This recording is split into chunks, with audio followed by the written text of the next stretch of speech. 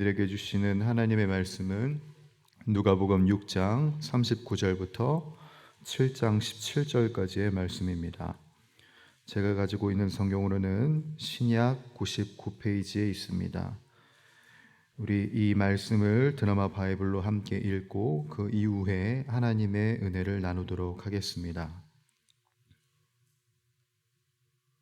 또 비유로 말씀하시되 맹인이 맹인을 인도할 수 있느냐?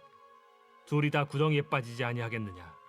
제자가 그 선생보다 높지 못하나 무릇 온전하게 된 자는 그 선생과 같으리라.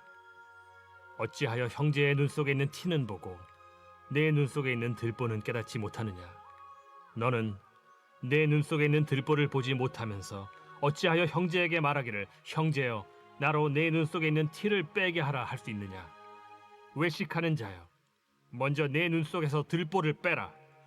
그 후에야 내가 밝히 보고 형제의 눈 속에 있는 티를 빼리라. 못된 열매 맺는 좋은 나무가 없고 또 좋은 열매 맺는 못된 나무가 없느니라.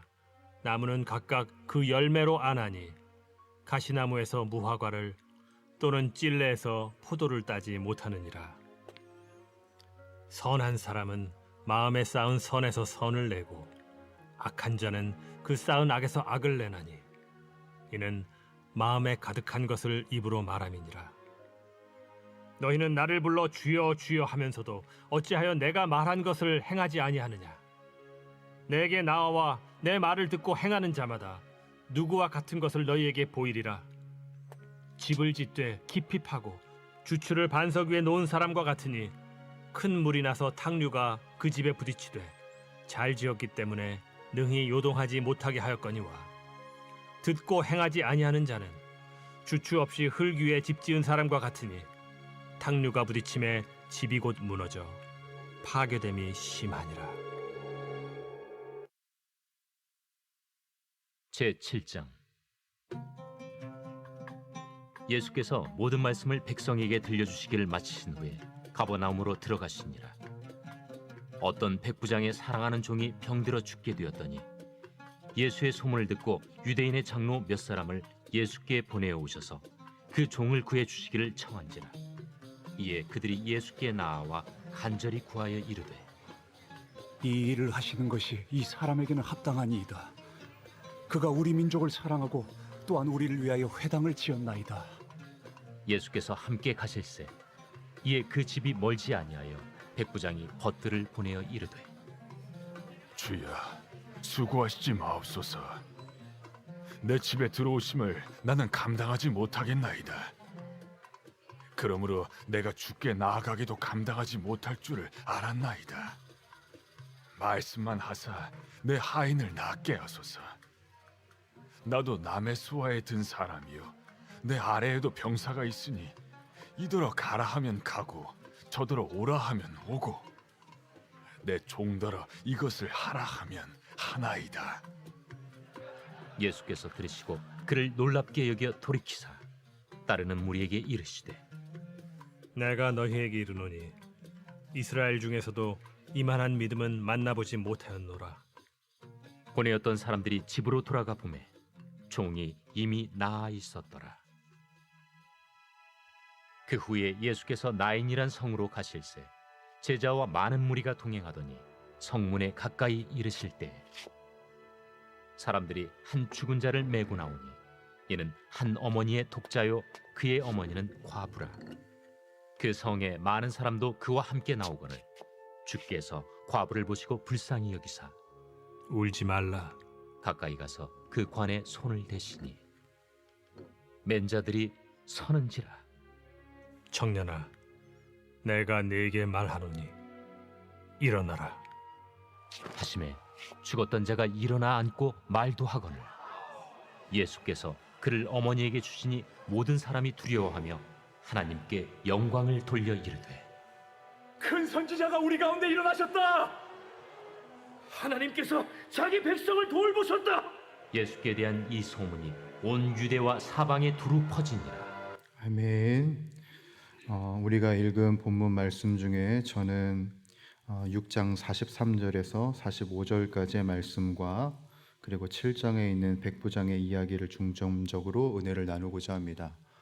6장 43절에서 45절까지의 말씀을 보시면 우리들이 잘 아는 말씀이 나옵니다. 바로 나무와 나무 열매에 대한 비유를 우리들이 보게 됩니다. 결론부터 말씀을 드리면 예수님께서 이 비유를 통해 무엇을 말씀하고 싶으신 것이냐? 사람은 마음에 있는 것이 결국 드러나게 되어 있다라는 것입니다. 우리가 평소 삶을 살면서 무엇을 마음에 심었고 무엇을 쌓았는가, 그것이 결정적인 순간에 반드시 드러나게 되어 있다라는 것을 강조하시는 것입니다. 제가 전에도 설명드렸던 적이 있는데 저는 전 사역지에서 농사를 한 적이 있습니다. 교회가 농업 법인을 끼고 있었기 때문에 담임 목사님과 함께 농사를 한 적이 있었는데요. 여러 가지 작물을 심었던 기억이 납니다. 엄나무도 심어봤고요, 블루베리, 여주, 방풍나물, 호박 같은 것도 심어봤습니다.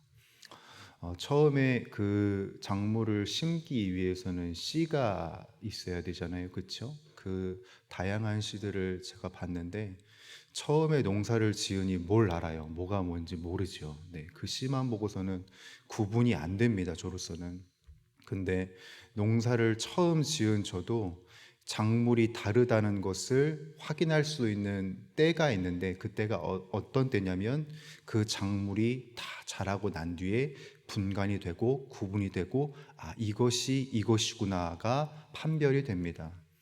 여러분, 믿음이 바로 이와 같습니다. 믿음이 우리들의 기도하는 것, 우리들의 찬양하는 것, 예배하는 것, 이것이 당장은 씨와 같이 분간이 안 되고 무엇가 무엇인지 어떤 영향력이 없는 것처럼 보이지만 결정적인 순간에 그 믿음은 하나님의 능력을 드러내는 계기를 발현하게 됩니다. 바로 그것이야말로, 바로 그러한 삶이야말로, 그 믿음을 온전히 심는 삶이야말로 우리들이 살아내야 할 신앙의 태도라는 것이죠. 그것을 볼 수 있는 것이 바로 7장에 있는 백부장의 이야기라고 볼 수가 있습니다. 백부장의 이야기는 마태복음에도 있고 누가복음에도 있고 요한복음에도 있습니다. 이 세 복음서에 각기 다른 지칭을 갖고 조금 세밀하게 좀 다르긴 하지만 큰 테두리 안에서는 동일한 이야기를 우리들에게 알려주는데, 그런데 마태와 요한에 없는 누가복음에만 있는 아주 독특한 표현들이 있습니다. 그게 무엇이냐면 첫 번째로 이 백부장이 종을 사랑했다라는 것이죠. 종이라고 한다면 헬라어 단어로 둘로스라고 되어 있는데 이 둘로스라고 함은 인권이 없는 자입니다. 지금 우리와 같이 인권이 있지 않아요. 종은 철저하게 주인의 소유물에 불과합니다. 우리가 가구가 있지요. 집에 있는 가구들, 가전제품들 고장이 나면은 바꾸지 않습니까? 그런 게 바로 둘로스라는 존재였습니다. 그렇기 때문에 이 종은, 이 말씀에 나와 있는 종은 사실 사랑할 대상이 아니라 이용할 대상이고 관리해야 할 대상에 불과합니다. 그런데 오늘 이 본문을 보게 되니까 이 백부장은 그 종을 뭐라고 했다고요? 사랑했다고 합니다. 두 번째로 볼 수 있는 표현, 누가복음에서만 볼 수 있는 표현이 뭐냐면 이 백부장에 의해서 부름을 받은 장로들이 있다라는 겁니다. 장로들이 백부장의 청함을 받고 예수님께 간구하는 장면이 있는데요. 여러분, 이 장면이 굉장히 이례적인 것이 무엇이냐면 장로들이 이 백부장에 대해서 청함에 있어서 그냥 되면 좋고 안 되면 어쩔 수 없다는 식의 태도가 아님을 우리들이 보게 됩니다. 간청을 해요. 말 그대로 간구를 하게 됩니다. 그래서 여러분 7장 4절을 보시게 되면 어떻게 기록이 되어 있냐면 이에 그들이 예수께 나와 간절히 구하여 이르되 이 일을 하시는 것이 이 사람에게는 합당하니이다 라고 되어 있습니다. 새 번역 성경을 보게 되면은 이 표현이 어떻게 기록이 되어 있냐면 이 사람은 은혜를 받을 만한 사람입니다 라고 기록이 되어 있어요. 그러니까 지금 이 장로들의 이 간청이 굉장히 남다른 것입니다. 그 이유가 무엇이었냐면 5절과 같이 이야기를 하는데요. 그가 우리 민족을 사랑하고 또한 우리를 위하여 회당을 지었나이다 하니. 예. 여러분, 백부장이라고 하는 사람은 어떤 존재냐면 식민지를 통치하기 위해서, 관리하기 위해서 로마에 파견된 사람입니다. 그러니 이 이스라엘 민족을 대함에 있어서 이 백부장의 태도는 사실 그냥 관리만 하면 됩니다. 그런데 오늘 이 7장 5절을 보게 되면 이 백부장이 관리해야 할 대상을 어떻게 여기고 있다고 말하고 있죠? 사랑한다고 되어 있습니다. 예, 사랑한다고. 그래서 이 사랑하는 민족을 위해서 무엇까지 하냐면 회당을 건축해 주기까지 하고 있는 것입니다. 여러분, 본문의 백부장이 굉장히 남다르게 느껴집니다. 그렇죠? 그가 왜 이렇게 남다른 사람일 수밖에 없는가? 이 사람이 성격이 좋은 건가? 이 사람이 원래부터 성품이 좋은 건가? 그런데 성경은 그렇게 이야기하지 않습니다. 예수님께서는 이 백부장을 어떻게 지칭하고 어떻게 평가하시냐면 이 사람은 믿음이 남다른 사람이다 라고 평가를 하시는 거예요. 오늘 본문 7장 6절에서 9절까지의 말씀을 우리 함께 합독하여 읽어보도록 하겠습니다. 예수께서 함께 가실새 이에 그 집이 멀지 아니하여 백부장이 벗들을 보내어 이르되 주여 수고하지 마옵소서 내 집에 들어오심을 나는 감당하지 못하겠나이다. 그러므로 내가 주께 나아가기도 감당하지 못할 줄을 알았나이다. 말씀만 하사 내 하인을 낫게 하소서. 나도 남의 수하에 든 사람이요 내 아래에도 병사가 있으니 이더러 가라 하면 가고 저더러 오라 하면 오고 내 종더러 이것을 하라 하면 하나이다. 예수께서 들으시고 그를 놀랍게 여겨 돌이키사 따르는 무리에게 이르시되 내가 너희에게 이르노니 이스라엘 중에서도 이만한 믿음은 만나보지 못하였노라 하시더라. 아멘. 그가 언제부터 주님을 신뢰하고 주님을 의지했는지 알 수 없지만 그에게는 무엇이 있었냐면 주님의 마음과 주님의 말씀을 앞세우는 믿음의 태도가 있었습니다. 사랑할 대상이 아니었던 종을 사랑하고 관리의 대상이었던 식민지 지역의 민족을 사랑합니다. 그것은 그가 평소에 갖고 있었던 하나님을 향한 믿음과 사랑 때문이었죠. 그 믿음이 결정적인 순간에 빛을 발하게 되는 것입니다. 주님, 내 집에 들어오시는 것을 나는 감당할 수가 없습니다. 주님, 내가 존귀하신 주님 앞에 서는 것을 나는 감당할 수가 없습니다. 주님, 당신이 말씀만 하시면 내 하인이 낫게 될 줄 믿습니다. 자신을 철저하게 낮추고 말씀을 앞세웁니다. 그 태도가 이 백부장에게 있었던 것이지요. 그래서 이 백부장의 믿음을 한마디로 정리하면 이렇게 될 수 있을 것 같습니다. 그는 백부장이었지만 백부장이 아니었다. 그는 백부장이었지만 하나님의 종됨을 앞세웠던 사람이다 라고 이야기할 수 있는 것이지요. 여러분, 우리가 지난번에 봤던 예수님의 그 광야의 시험들을 봤을 때 비슷한 모습이 보입니다. 예수님께서는 하나님이십니다. 그렇죠? 하나님이시지만 그 광야의 시험 속에서 철저하게 하나님의 아들이심을 앞세웁니다. 자신을 앞세우지 않는다는 것이죠. 바로 하나님을 앞세운다는 것입니다.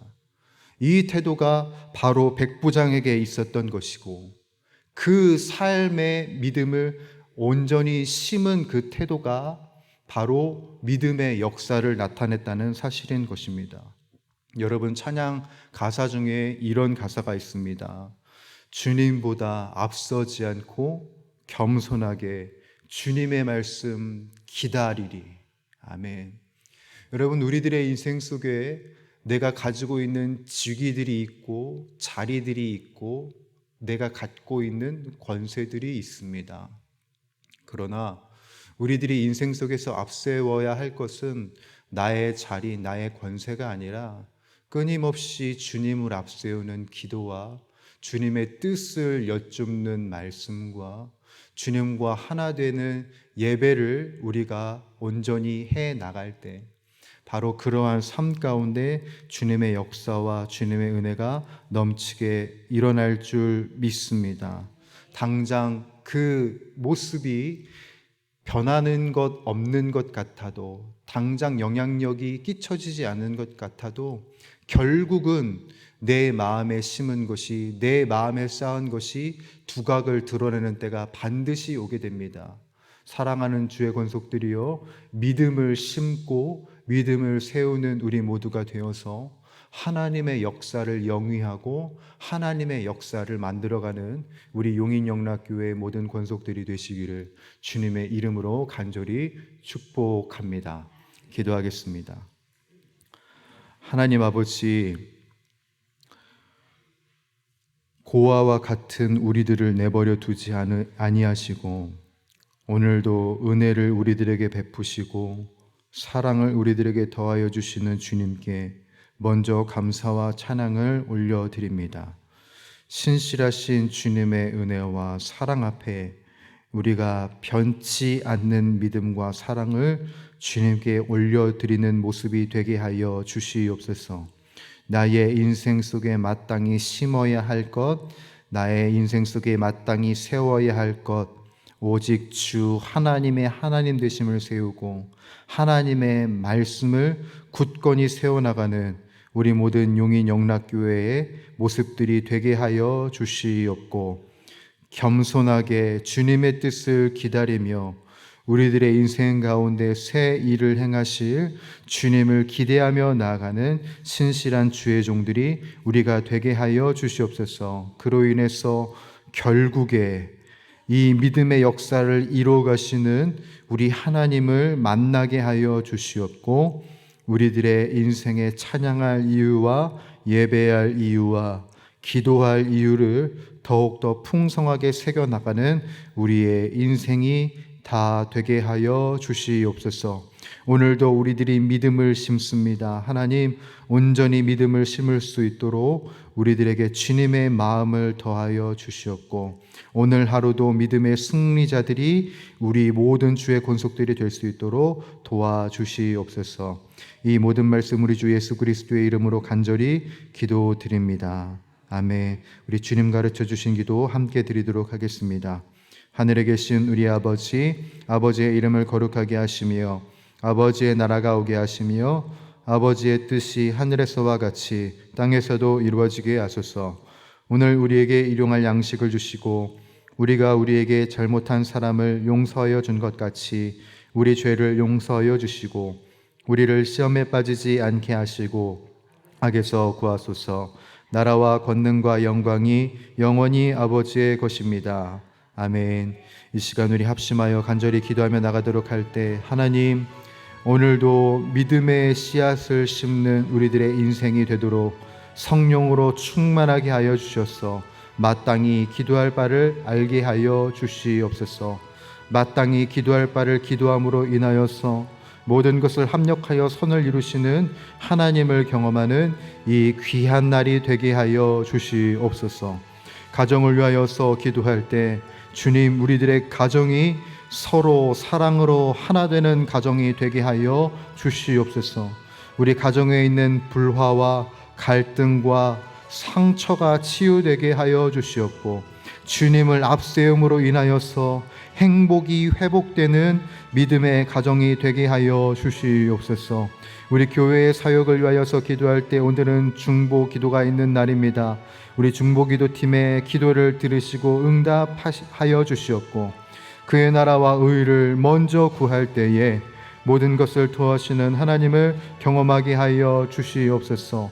또한 계속해서 이어지는 말씀과 함께 철로 역정을 통하여서 우리가 하나님의 뜻을 바르게 깨닫게 하여 주시옵고, 주님의 말씀을 앞세우는 우리 교회가 될 수 있도록 주여 도와주시옵소서. 나라와 민족을 위하여서 기도하겠습니다. 건강한 하나님 나라 문화가 이 땅 가운데 온전히 정착되게 하여 주시옵고, 올바른 교육 정책이 세워져서 이 땅 가운데 하나님의 공의와 하나님의 나라가 온전히 실현되게 하여 주시옵소서.